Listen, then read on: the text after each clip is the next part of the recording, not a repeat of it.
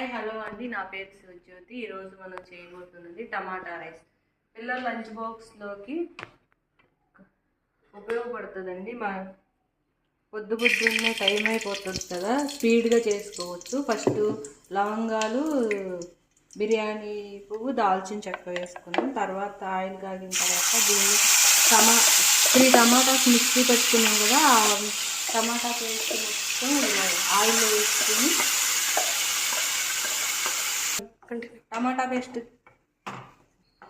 టమాటా rice ఎలా చేయాలో చూద్దాం. ఫస్ట్ టమాటాలు మిక్సీలో పేస్ట్ చేసుకుని టమాటా పేస్ట్ తీసుకోవాలి. తర్వాత కొంచెం ధనియా పౌడర్ వేసుకోవాలి. రుచికి సరిపడా కొంచెం సాల్ట్ వేసుకున్నాం. ఈ టమాటా పేస్ట్ని మగ్గనివ్వాలి. ఒక 5 minutes మగ్గిన తర్వాత ఈ టమాటా రైస్ రెడీ. వేడి టమాటా రైస్ రెడీ. ఇప్పుడు బాక్స్